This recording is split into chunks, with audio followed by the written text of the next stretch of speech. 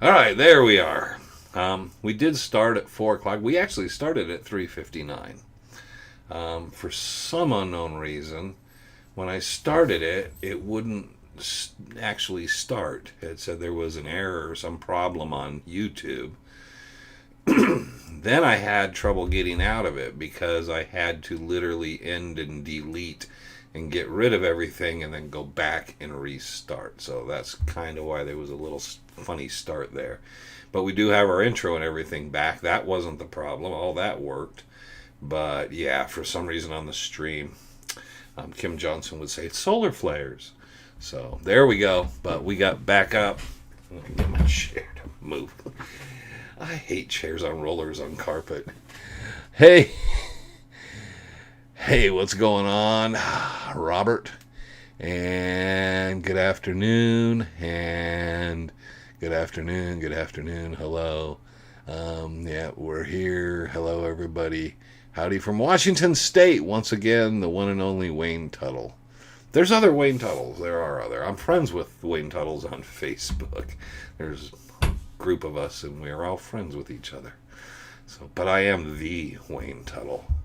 They're just Wayne Tuttle. Okay. 46 years young and look forward to this. Well, okay. I'm sorry. I wish your life was more exciting than this. I've been having trouble with YouTube. Yeah, it was just weird. We fixed the intro. Trevor walked me through where it's stored in the computer and everything, so I know how to fix it now. But we got everything back together, and everything was working fine. And then I logged in, and for whatever reason, when I started it, everything started and was working well, but I went to YouTube and it wasn't there. And then it started saying error, cannot play this, error, cannot play this. And so I couldn't, if I can't see it, I know it's not happening. So I basically then was trying to stop, delete, and get it back. And then I realized I had to shut the whole thing down. So I did it. Trevor is off in the land of Flagstaff today. So, how was your week? Able to get... Yeah, I was actually out a lot this week. Are there any books on Herman or his brother? Bob Garman's book is about a little bit about his relationship and friendship with Herman. I think that's Mystery of the Superstition, Mystery Gold of the Superstition, something like that. And then Ralph Papst wrote a book, but Ralph Papst's book, I think he mainly got his information from Herman. He claims it was Reinhardt, but it doesn't sound like it. Reinhardt's unusual because we get snippets and bits and pieces from him, but he didn't seem to be one that wanted to sit there and do interviews and do this. Herman was much more the front man of that operation of talking to people. So there is some stuff, some interviews. Mary Bagwell's interview with Herman. Like any good storyteller, his story alters over time here and there. But Reinhardt and Julia, there's very little. Most of what we have is people that met them and talk about kind of what they talked to them about. So, yeah, they didn't really do interviews, and they're not... The Bark Notes is probably as much information you'll get on any of them as anything. Herman's supposed to be a good fiddle player. There's a picture of him with a fiddle. I have a feeling someone just gave him a fiddle and said, hey, pretend you can play that. I have no idea that. I've never heard that. I know Andy Sinbad was friends with him. Carl Broderick, Andy's partner. They would hang around with Herman. Bob Garman. The Mullins did. There was a number of different people that hung around Herman. And we get some information from them, but at that point he's way elderly and so forth. Reinhardt seemed to keep to himself and didn't bother much with people like that. Have you... Oh, nice, I hit the west side of the needle. Sweet. Do you have any history of mines out there on the west side of the needle? That's generally there. Yeah, Piper's is up on that northwest side. He had a bunch of stuff he did there. West side of the needle, people dug around there. You always find prospects and stuff. No thick mines. The one is on the south and the eastern sides, Tom Collenborn's dad found some fault cracks that you could drop down into that were quite deep, and he believed could lead to underground tunnels. But yeah, nothing particular. You have the camp area of Ed Piper, then Pinion Camp, where the pines are gone for the most part, but that was Celeste Jones' camp before her. I can't remember the other guy's name. There was a guy before her, and it's in this Day of the Superstitions talks about him. Once he was gone, then Celeste Jones moved in and did that and was out there. So I'm trying to remember what I did. 5 miles Saturday, 10 miles Sunday. I think I did 5 Wednesday, 2 Monday. I've been trying to, and yesterday was a little light. I had a Dawn's meeting, but I've been trying to get out afternoons and evenings if I can't in the mornings, and putting in and miles on the legs, and I've been feeling good for it. Weather's been just perfect for it, but yeah, today I didn't get much of anything in. I had to work, and then I had to come in, and then I had a few other things to tend to, and then I had this, so I didn't have that chance. Maybe I'll do this evening tonight. There's no moonlight though. That's the only problem. It's really dark right now. Have you heard of anyone finding any Ted Grazi's? People have talked. Angel Springs, I don't think. Angel Springs, he took the paintings out. That's where he did the publicity thing. And that story of him hiding paintings and stuff, I think there's a little bit of a BS. There's a newspaper article. One of the guys that was out there when they burned the paintings said Ted let them take some of the paintings because they didn't all burn up completely. He kept throwing them on, and then once they were done filming and the fire kind of burned out and down low, there was a few of them that were only partially scorched. There's a photo of him in the newspaper with one that's about, I don't know, 10% burned, and he had that, and Ted let them take those as souvenirs. I don't know what happened to that, but he was in the paper. If you look up the newspapers about that time period, about the fires, that guy had one. The Angel Spring stuff, not so much. Now, if you read, there's several books on Ted, and he would go in the mountains, and he had a film. He had a short film. Supposedly, he put a bunch of stuff in a cave or a mine at it, and then he closed that up, and then that was one spot he stashed stuff. And there's a film he did, supposedly fictional, that's supposed to give you ideas of that. And then there's the stuff out by Fish Creek, and there's different areas. So, but when he lived in Apache Junction at the museum he had there, when he was staying there, it was said he had a valise, a case, and he would load it up with some sculptures and different, and he would take off in the morning, sometimes go for long walks, and then he would just hide shit. So who know how much stuff is. I've never heard of anyone ever getting any of it out of there, but there's a lot of people who were close to him, including, it was a girlfriend that's his son's, was it Dominic? Dominic's mom. She saw him and was with him, I think, at the time he was at Apache Junction. There's a couple good books on his life that talk about that stuff. And it's not necessarily treasure hunting books. They're more books on his life, but they talk a little about some of the things he did. And so Angel Springs, I always thought that was the publicity thing and about the taxes and that kind of stuff. But later he went out a lot. And you got to remember, he spent a lot of time in the mountains, so there would be a lot of stuff out there. But, you could try. I don't know if anybody's ever looked at the old site of the old museum. It's been torn down. But you could go out there and search the desert out past there. And maybe you'll find something. Giant ladder. Larry, okay, hold on. I think I'm missing something. Okay, there's a giant ladder. One of them. Well, there's a giant ladder.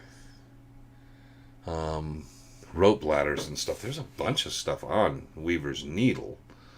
But that was from Celeste Jones groups, and they put a bunch of ladders and different stuff. I wouldn't trust any of that stuff because it's been up there since the late 50s, early 60s. And I think that's the guy, I'm trying to remember, is the guy who was from Sacaton. He was a geologist and a mineral guy, and she hired him. And Vance Bacon, he took the fall from there. He was actually a well-known guy, and he died in her employ up there. But yeah, those ropes and that stuff and those ladders, not so good. There's supposed to be some up on Coffee Flat too, from John Tuning. Angel Springs is where Ron Feldman thought the LDM could be found.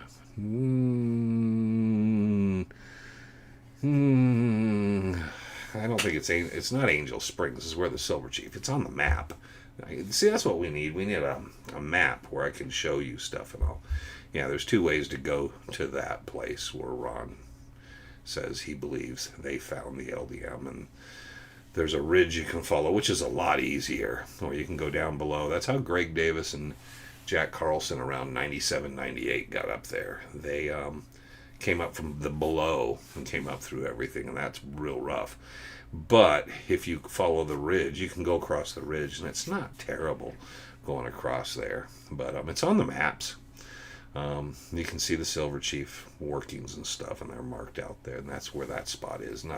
It's not an Angel Basin. Okay, or Angel Springs or any of that. It's up on the mountain there. All right. Good evening, all. Sorry, might have misunderstood. The Goldfield side of 88.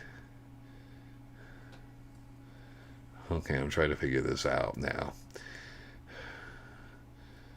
Found it looking for stuff with relating to Cayman Welch. Okay, so that's a whole different. Okay, now we're talking Weaver's Needle Vista viewpoint. There's a lot of people dug out there along the 88. A lot of different pits and stuff. Okay, so yeah, Larry's really into that area a lot and stuff. I went out there once or twice and just kind of combed through the desert, spent time. It's just a weird area. A lot of clothes. People's clothing just found out randomly. Other stuff. The weirdest story I have to say, and I have pictures, I sent it to Larry. So I went out and I was looking kind of west. No, going kind of, west. And across some of the washes, and I was just kind of getting a feel for the area, because I'd been down the trail and some of the other areas going south and east. And I went west, and there was nobody in the parking lot. Nobody at all. And I was just kept finding weird things, like, so I don't know if it's a sex orgy place, or a place people become to do weird things, get naked and run around in the desert, or what the hell's going on out there. Because every time I've been out there, you find panties and socks and stuff just everywhere in the desert. It's weird. And then I come back and there's a box of clothes, and it's all neatly folded, brand new shoes in the box and stuff, just sitting there next on the sidewalk by the parking lot.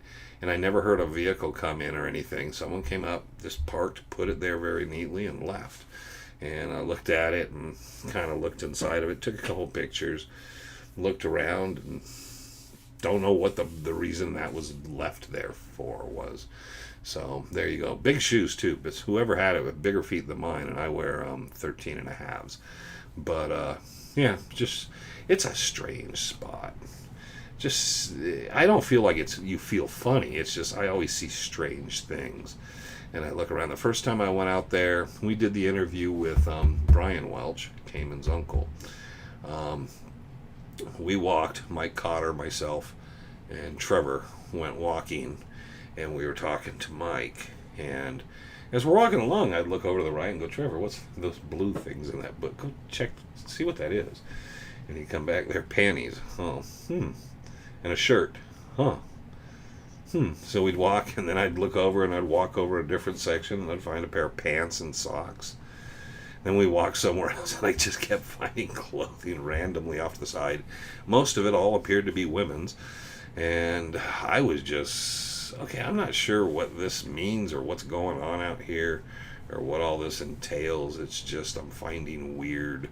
Why are people undressing out here? And why are they leaving their clothes? Why is this, I don't know. And then, like I said, that time I went west, It was like there was a tarp, there was like a thing of crackers, and some Gatorade bottles. One was empty, the rest had Gatorade in them. There was nobody out there, no sign of footprints, anybody had been there.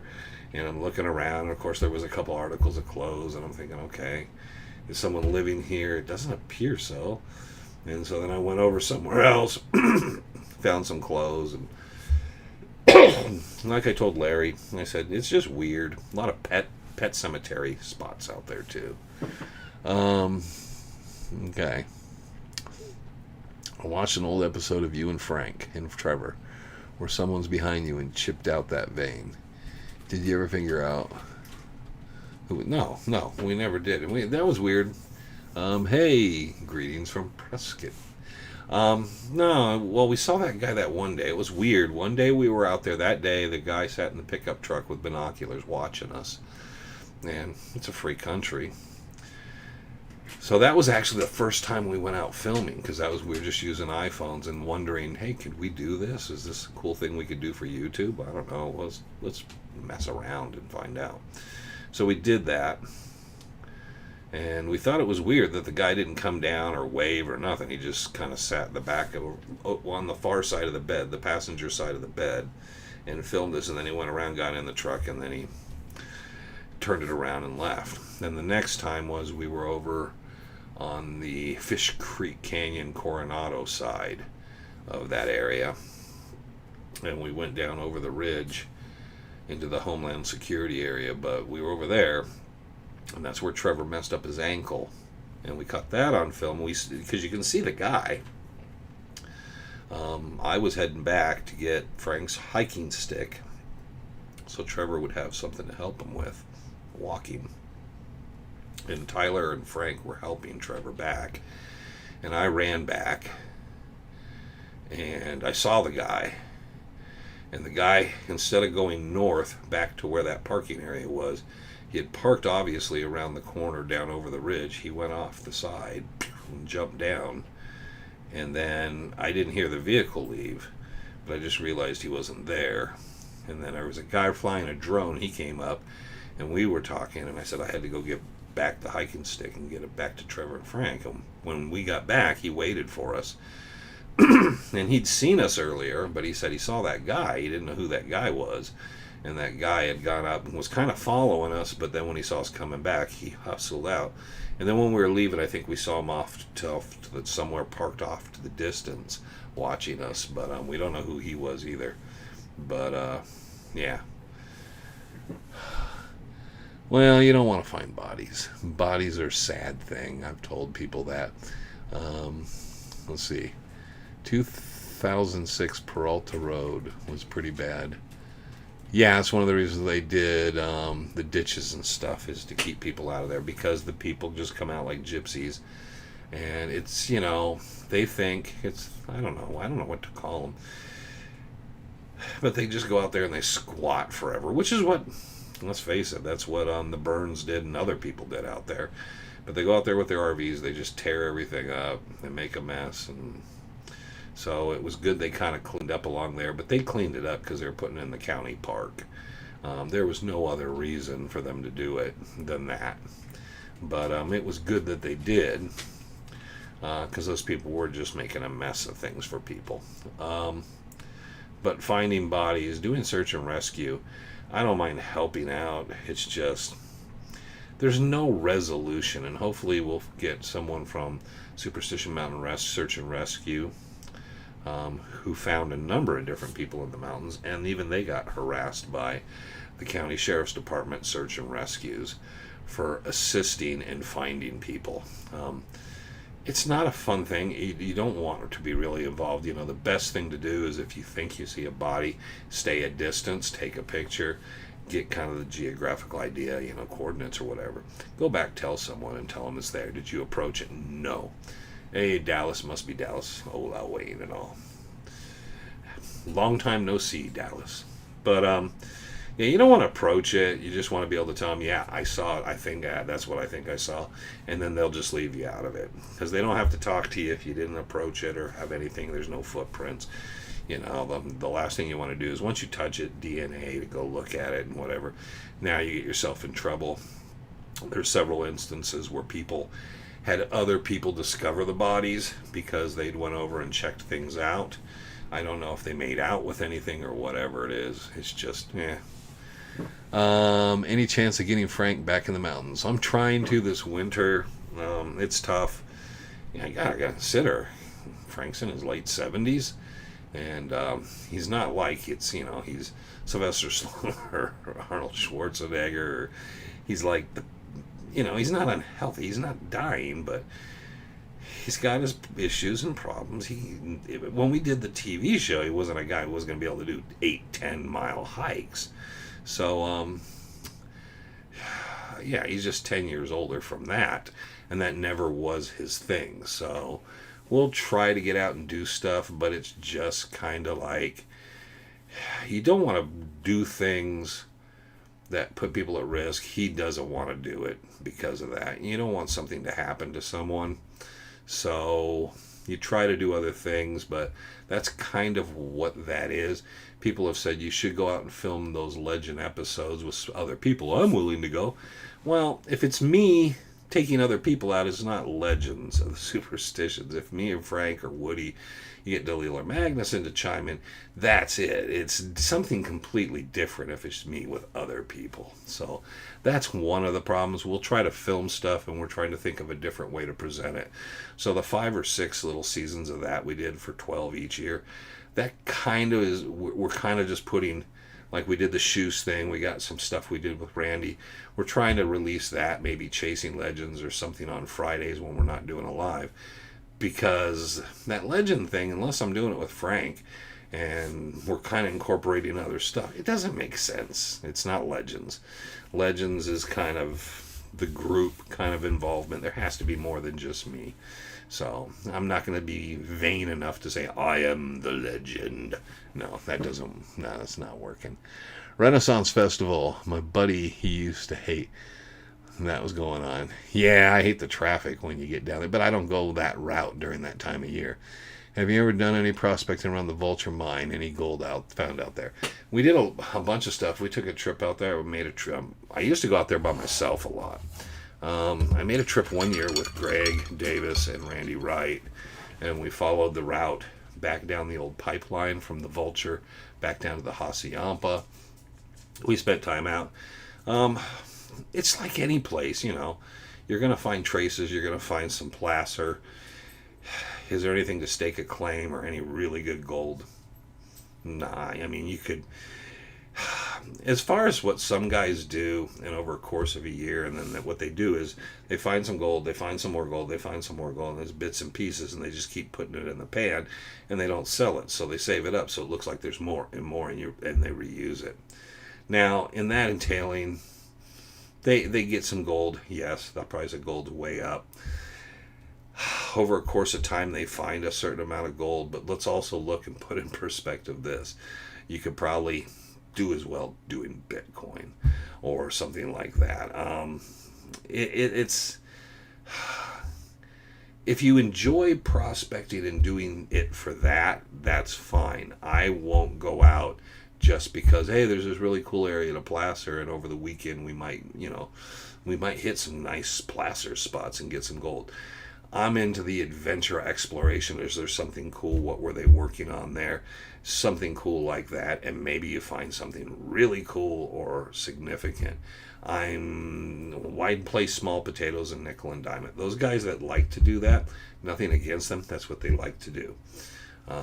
And different people are into different things, We have the other channel out there, that Mysteries of the Superstition Mountains. No one there did any of those types of things. They don't treasure hunt. They don't go in the mountains. They've never spent the night in the mountains. That was a completely different, it's the Not Dutch Hunters channel, I guess. And I don't think any of those guys, I don't know if Jack Sanfelice knows how to pan. I certainly know Larry Hedrick really doesn't.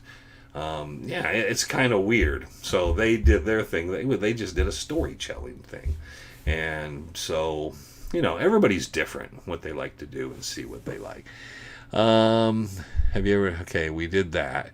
Yeah, but I live out towards the Vulture, the Hacienda, and those areas, so I spend a lot of time. And I didn't film; I took pictures back then. So I wish I would have filmed, but that's out in the area along the Hacienda. We did film and have stuff there of where out towards the Vulture mine of Julia never was out there, but Albert Schaefer, where he's buried and his claims and all that. So we checked that out. Didn't find any gold, any sign of anything in that area, but yeah, we did film some of that and talk about some of that. I think everybody'd like to see Frank out there. He's a character, and it's getting him to do it. So Frank goes out, and you try, but yeah, again, it's a certain point. How far can he go? What can he do? And it's nothing against Frank. It's just if we got to put, I got to talk to him, and then we got to decide where we're going to go and what we're doing. There's a couple places we wanted to visit, and he's just not going to commit. He finds something else to do. So when we get out, I'm happy we get out and do something. It's usually not something worthwhile filming. So we'll see this winter as we get him out. He'll be at the rendezvous. And all that, but you have to remember, again, it's the difference. I can be really good friends with Frank. Is Frank ever been a desert rat? And is he into the stuff I'm into? No. Do we have a really cool, great partnership? Yes. Is he interested in doing certain things? Yes. To a certain extent of certain things. So it's important. I don't know why people keep texting me. What's this? Okay, this is an award. Okay. I guess we're receiving awards. Okay. All right. So it's the Flagstaff group that's telling me. By the way, my daughter's getting an award from NAU. The reason I'm not there is Trevor and Tyler went up. The wife's there. Sarah's there. But she could only invite 2 people. I had to work, and so I was like, hey, if you want to take your mom or you want to take this, whoever wants to go and see it. Trevor only wanted to go to get out of the house and go see if he could visit a couple of people he knew at NAU from back in the day. But yeah, I didn't see any reason to go on that road trip with everybody in the truck and, spend all that time up there. So I figured I'll work, come home, they're gone, and then I'll do live. Little people, the super. We saw those smoke. Yeah, that's a video. There's a video of that. We're in down by Hewitt. So there's a video of the footprints too. Because I said, Frank, check this out. They're smaller footprints. They have to be a child or a woman. And they're small footprints. And Trevor was pretty sure he filmed them.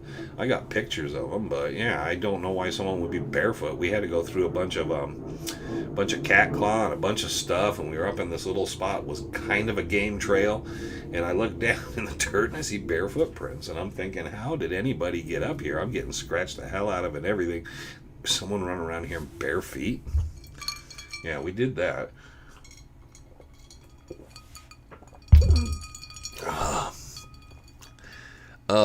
I saw that you used to live in Superior. No. I never lived in Superior. I live in Surprise, which is very far west of there. I live in Surprise. I lived in Phoenix. I lived in Glendale. I lived in Peoria. And I live in Surprise. I have never lived in Superior, so you must have taken Surprise for Superior accidentally. So I did do some exploring out in that area, and been out to the Silver King and out to Pinto Creek and those kind of areas, and I've been down into Superior and all the way down into Globe. Been down in Globe and Miami for research reasons and stuff, but more on Reinhard Petrasch was out there and that kind of thing. I learned the hard way. Old Jack is a like the channel 2. He's coming to the rendezvous.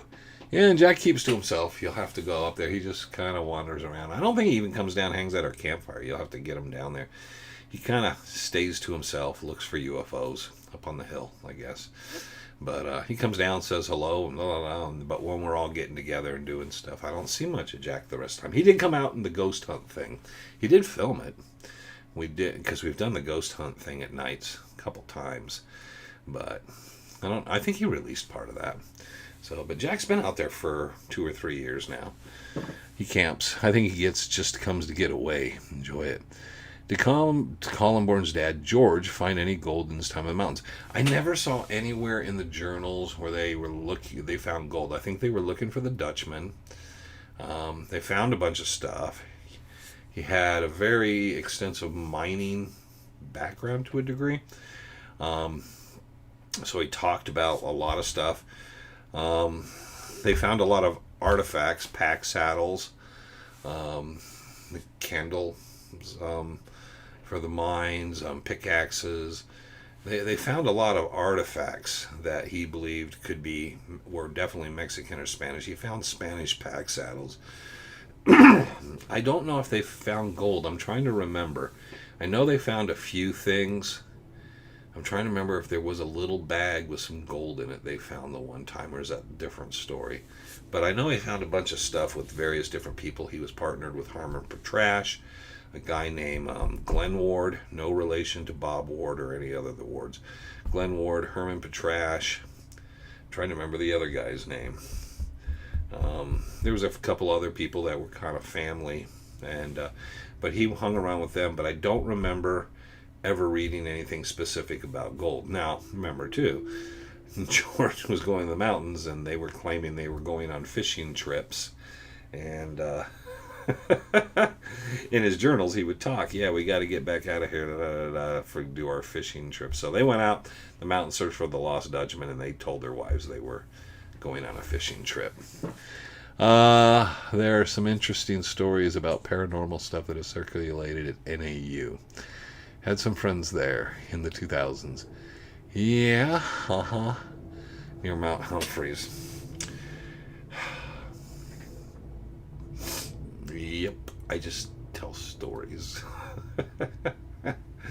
I'm not a lot of fun on a ghost hunt, because I'll tell you what things are. A REM pod is basically a theremin, and it's a musical instrument, and it's set off by radio, microwaves, walkie-talkies, cell phones, just anything and everything, but it has nothing to do with ghosts. But $200 you can buy one that has a ghost on the side.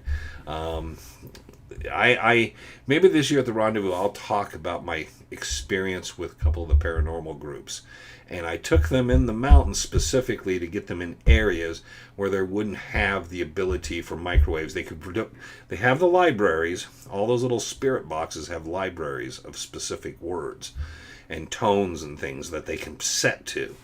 But I took everything else out of the equation.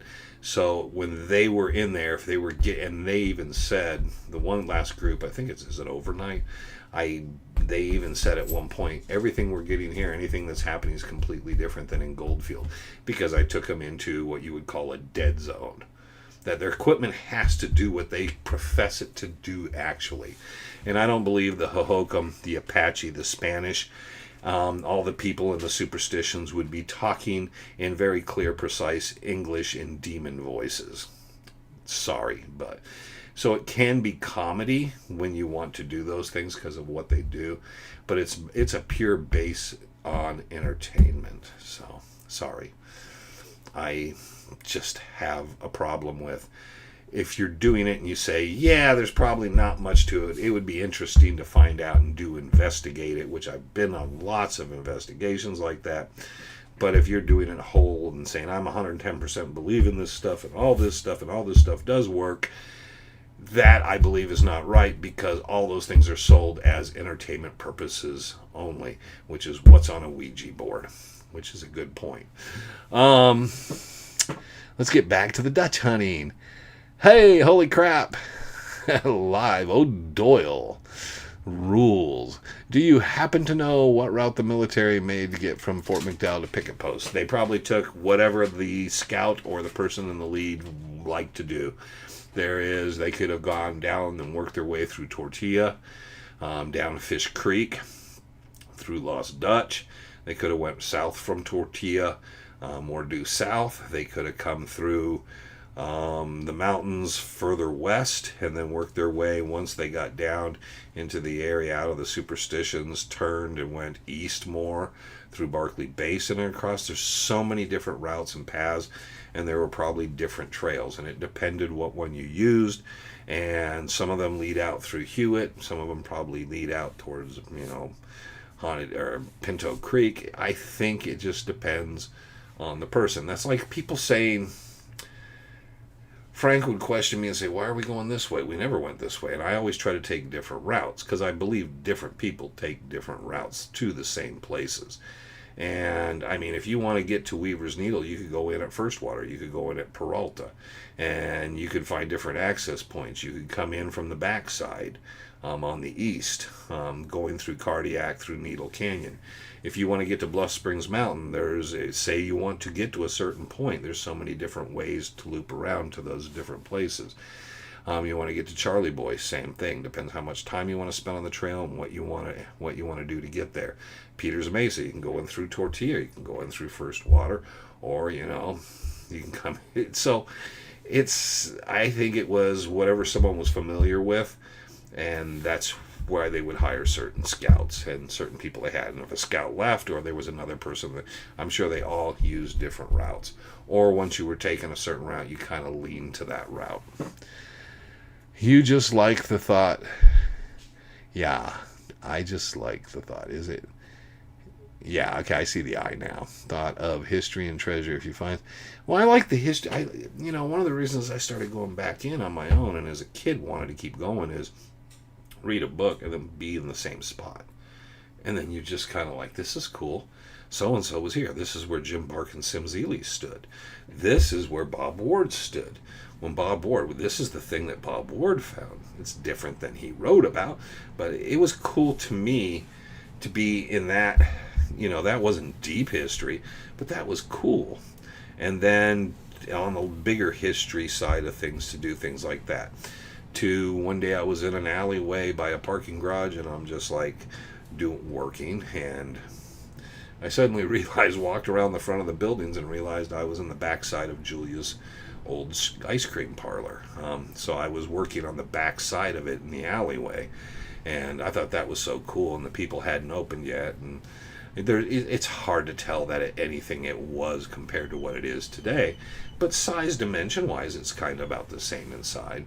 So I found that interesting. It was kind of like, man, that's really neat. I was, but something, got to me. So then I not only took pictures front and back and all, but the parking garage, I kind of did my badge thing, and then I got access, went up so I could get pictures from above of the area, which was cool. It would be great if the paranormal guys ran into Bob Ward's Banshee. Can show them where it's at. I've sent so many people out to different spots. The one reason I thought about going to Burns Ranch and Bob Ward's place, but there's too much. You get such good cell reception, and you can listen to it on radio, an old radio there, and that means everything's dirty. So I wanted it to be clean air, that I wanted to be able to say, hey, I took these guys out there and they got some really interesting things. I've got to say, there could be something to this. But that's why I did it. And I wanted to make sure, if you watch those videos and you know what I'm talking about, you can see I stood back. I kept myself in a position and walked around so I could watch what was happening. And kind of like, while I would play into it with them and kind of not be a stick in the mud, I wanted to observe to see what was happening. Now, you don't get to see when the cameras aren't running, and a lot of tomfoolery that goes on around that. We had one guy that almost walked right off the edge into nothing. He thought the trail went one way, and I had to grab him because he was just going to walk off the edge of a cliff. It was night, but it's, to me, interesting to do it because there's the psychological thing of the people that do those things. And I won't go sit in a chair with a telescope and stare at airplanes and satellites and drones all night. I grew up, my dad was in the Air Force, and then he worked for Delta Airlines. And one of my dad's passions were to take an 8mm camera, go sit at the airport and film planes taking off and landing. I have 8mm film, a ton of that. There's one big canister. It's just planes landing. Another one, planes landing or taking off. It was cool as a kid, but there's a certain point where it's like, yeah, okay, I recognize a lot of stuff. And I live, remember, not only by a couple of airports and a testing range near me, but also an Air Force base.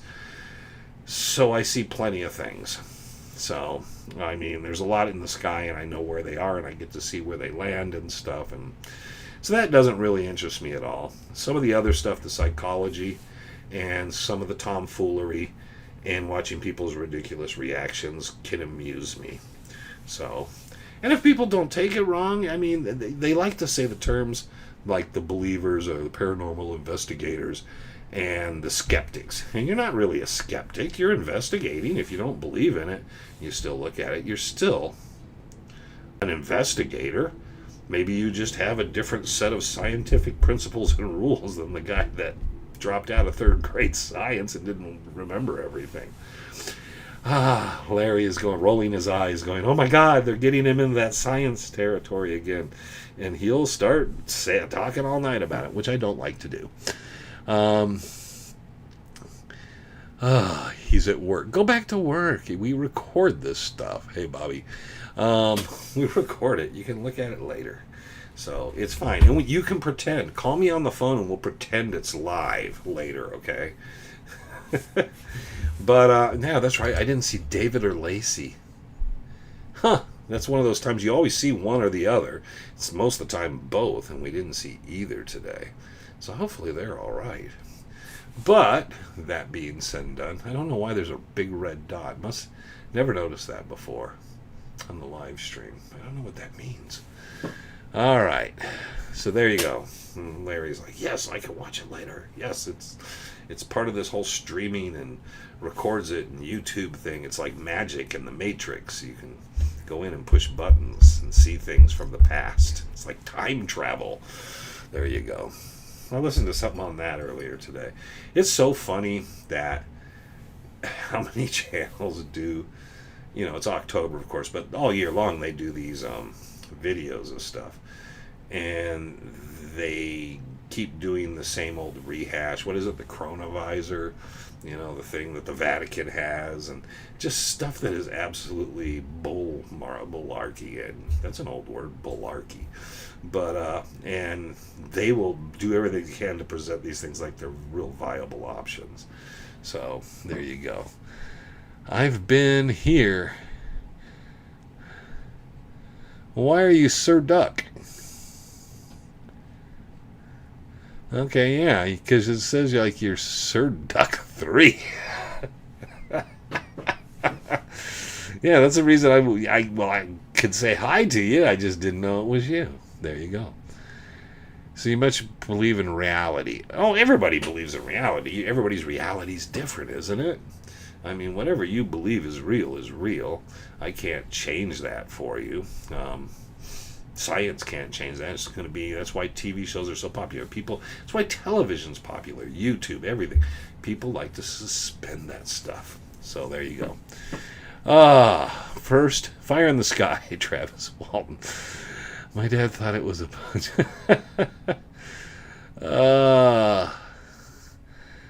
Yeah, old Travis Walton.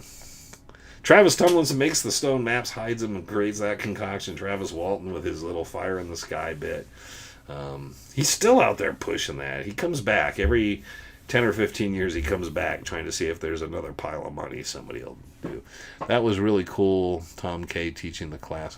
Yeah, he did a number of classes and different things for different groups. I thought he did one for a community college as well. He used to take his students out in the mountains. So that was a very cool thing. Yeah, if you find anyone that was a student of Tom Collenborn's, they have a lot of love and respect for the man because the way he did things. So it was very, very cool. I have no idea. I didn't change anything. Well, you're a duck now. You're now Duck 3. Looks like Sir Duck 3. So that's your new name around camp. Sir Duck.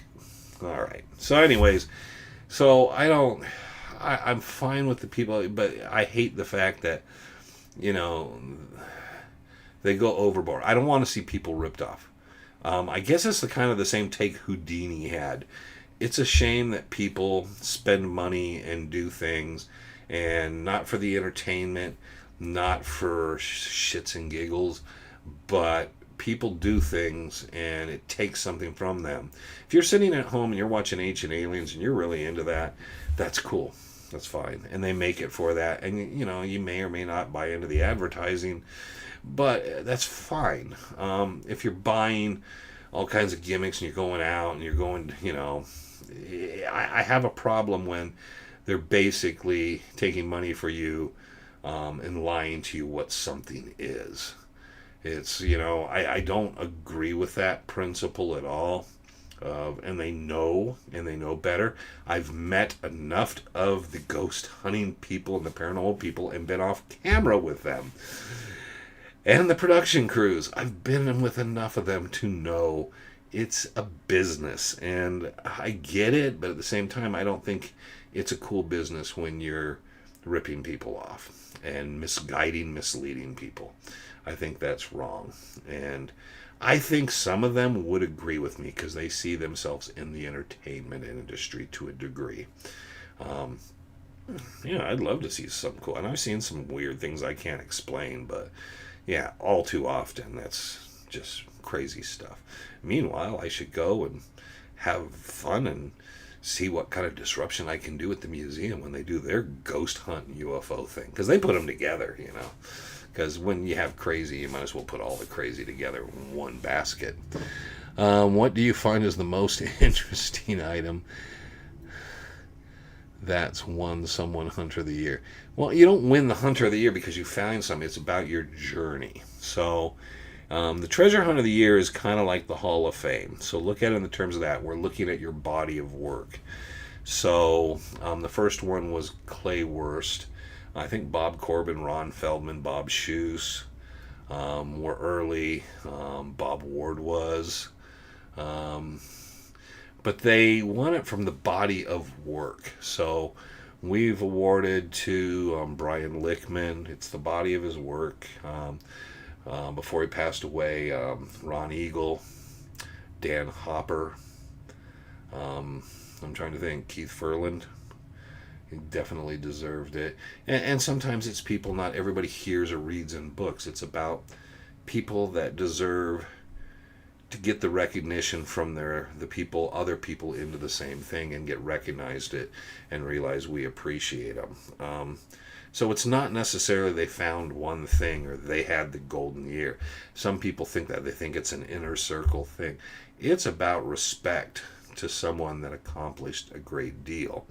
And is very specific because when we sit down, there's a list of names and we look at it and think about the history and what they've done, what they accomplished, and how they conducted themselves. There's a couple stories about a couple people got in that pissed shoes off, but there are plenty of people that are just taken off the board. There are people who get special recognition because they will not get that award ever. We would end it before they would get the award.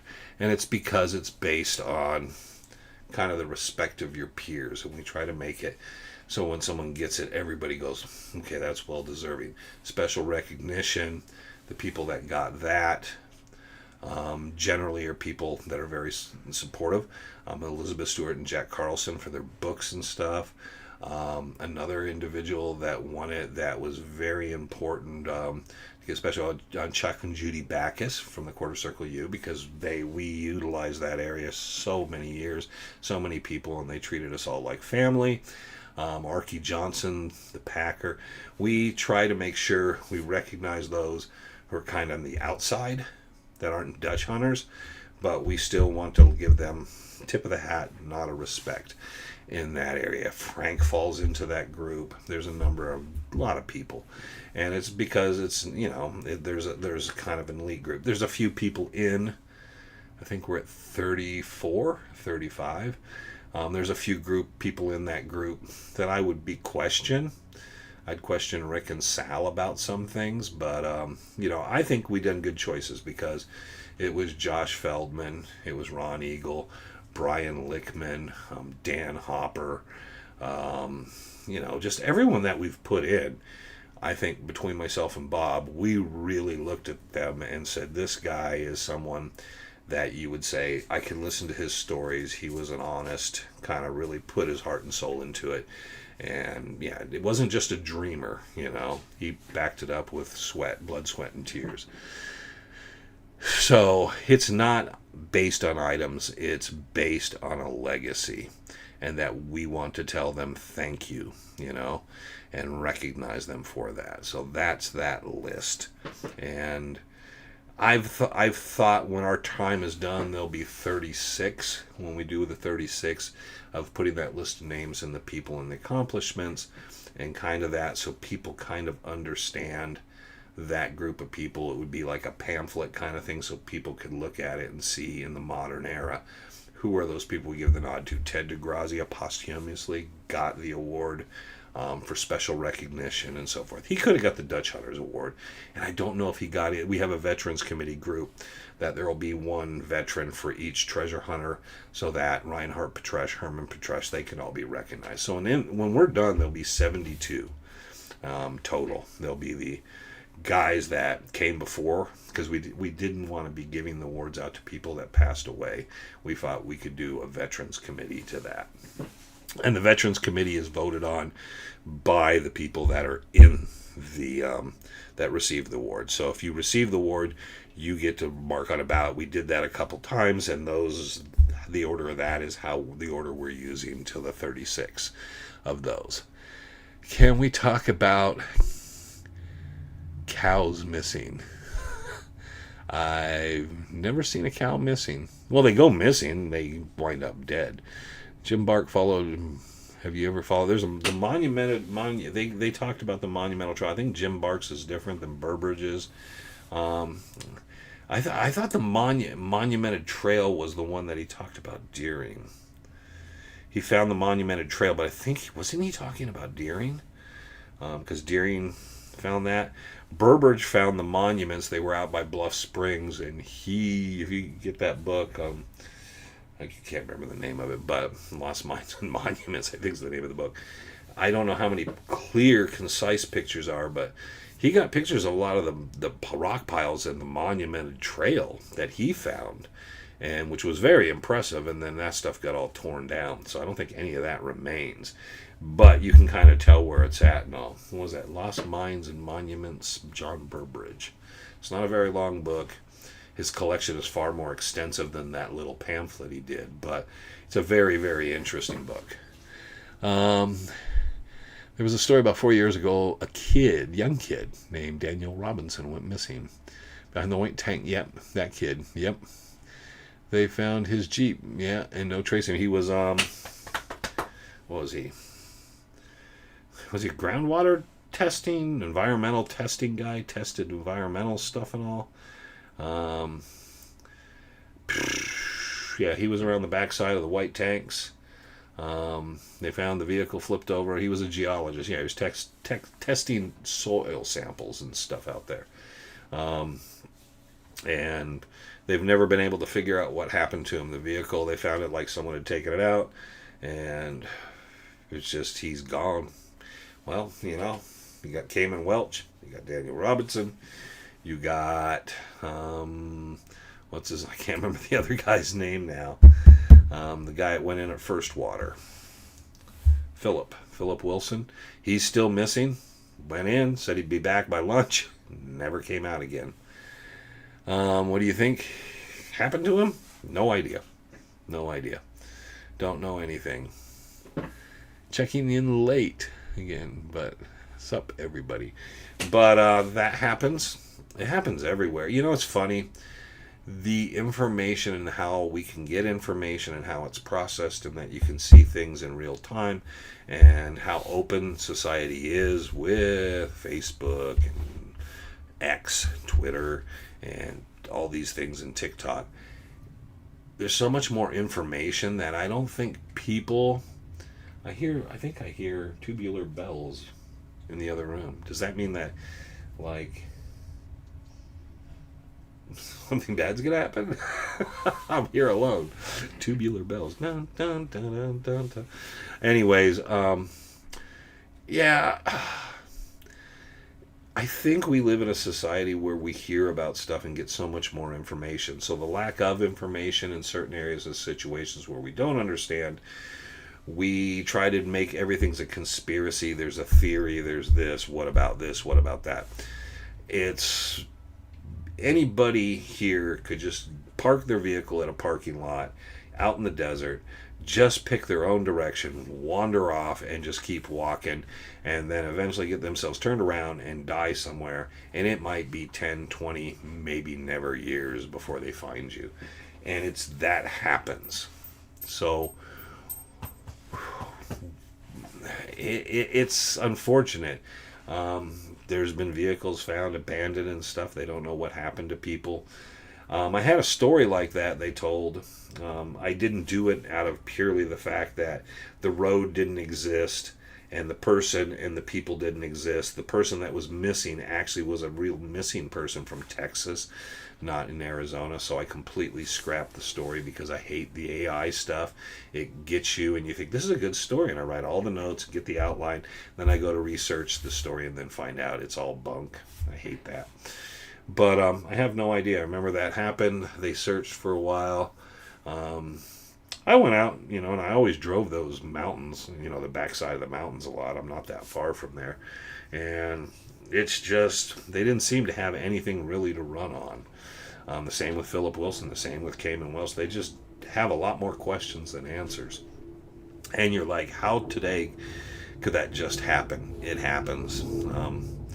There's a lot of strange things that happen, and I don't know. That's not a high crime area. It's not a high weird things happen area.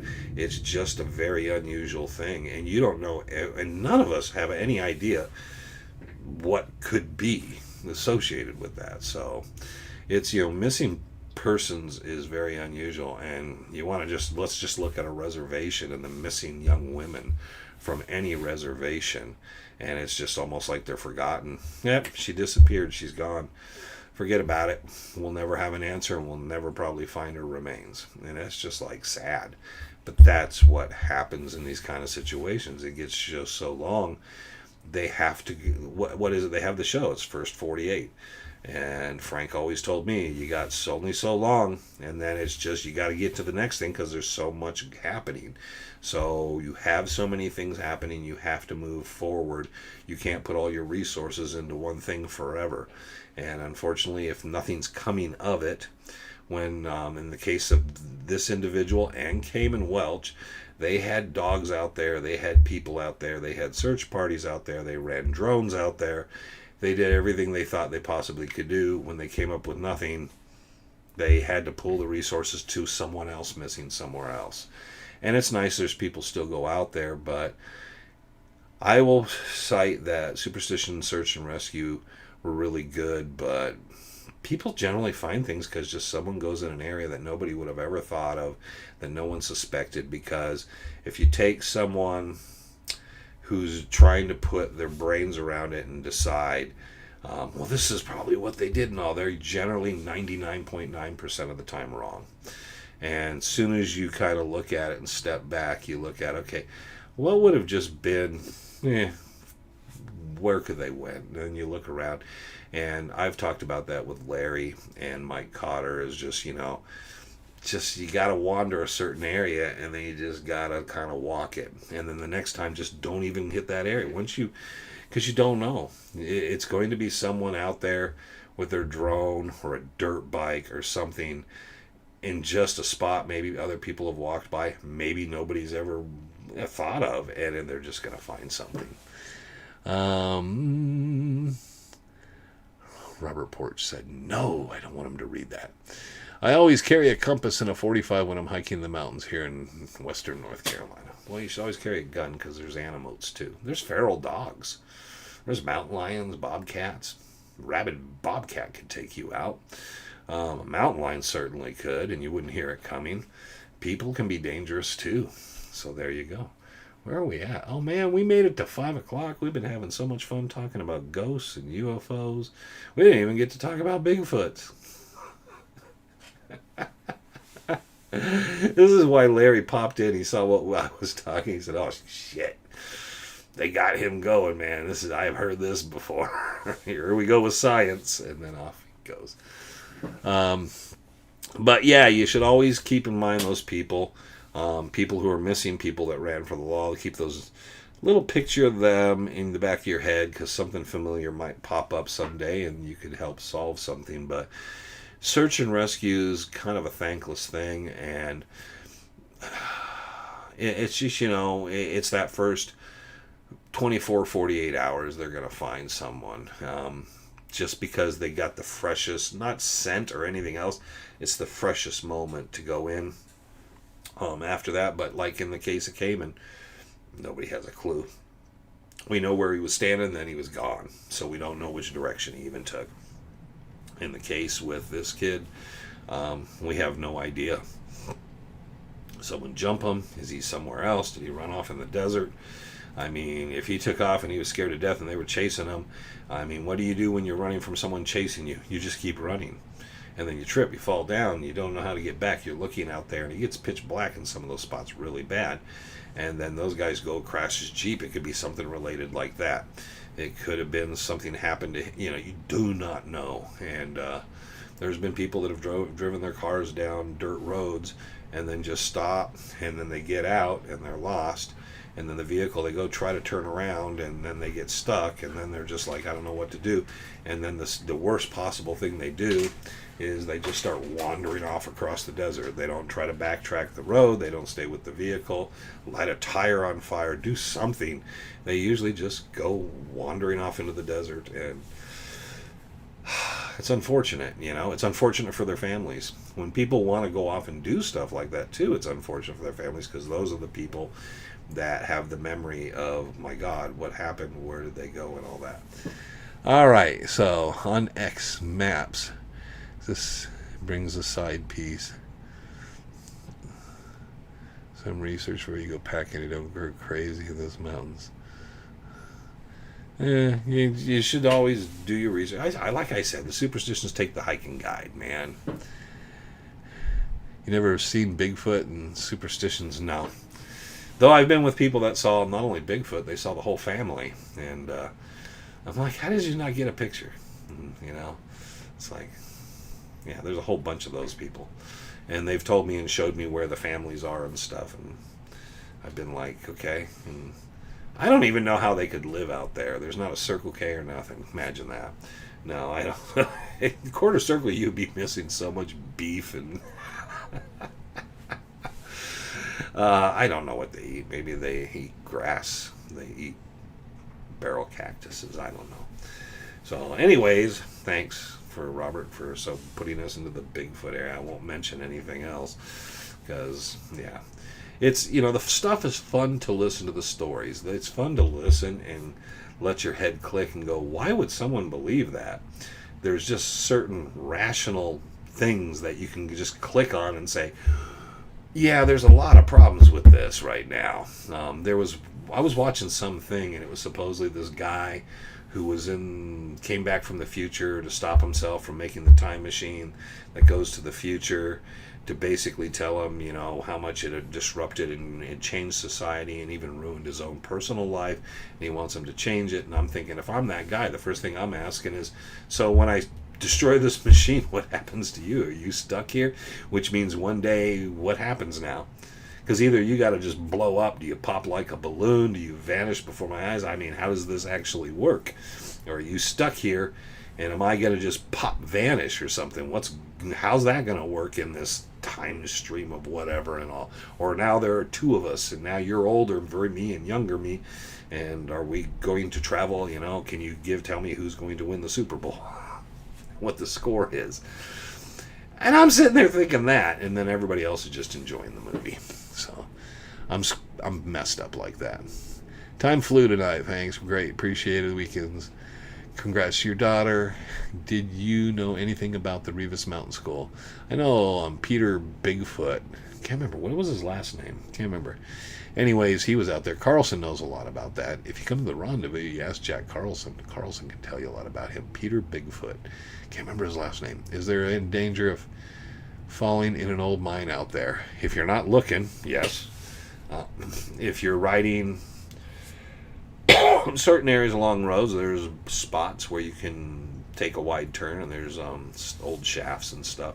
You're going to just say that 8, 12 times. It's getting away from you. It's stuck. And now you're stuck in a glitch in the matrix there. Anyhow, yes, I'm going to wrap up. There is no pizza. There's no grocery pickup. I am just going to... I think I'll be working on Halloween stuff or doing something else. Or maybe just watch television. Or maybe read a book. I got a couple cool, good books I picked up, so I should read one of them. By the way, Dutch Hunter Rendezvous, the 14th, 15th, 16th. I'd be remiss not to say anything. Glenn Rogers said he will be there. Jason Fritz said he will be there. So his book. So we're looking at a couple other guests. We should announce the whole lineup for the day here within this next week. So there is great. Great show, Peanut Butter and Jelly Time. Okay, cool. But now everything's lining up really good for the rendezvous. We had the evening with the Dons last night and kind of talking about how everything will be structured and run. So I hope I see a bunch of you out there. I hope you come out and have a great time and we have some fun. I mean, if you don't like my take on certain things, then just ignore me. Just hand me a beer and put a log of firewood on. And I'm an old man. I'm allowed to spit the truth the way I like. And if you don't like my take, you can always go the opposite 180 and talk to Sal, and I'm sure he'll tell you all kind. I think Salvador now says his grandfather was one of the Peralta survivors, so who knows? Yep.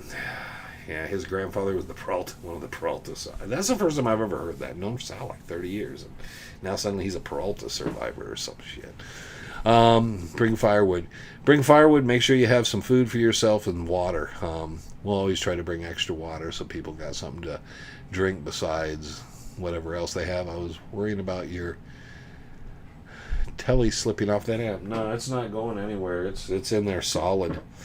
Nope, it will not slip off the amp. In fact, I was playing it. I got everything hooked up here off to the side. There's a cord.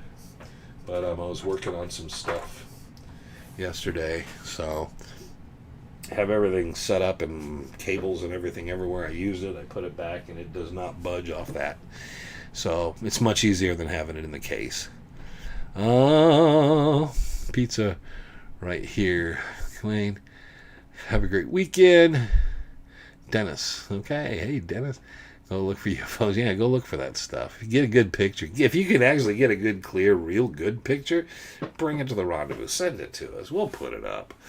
Thank you for always waiting. Have a great weekend. Have a great weekend, everybody. Hope if I offended everybody, they had a great time and they shits and giggles and they laughed and they understood that it's all doesn't really matter.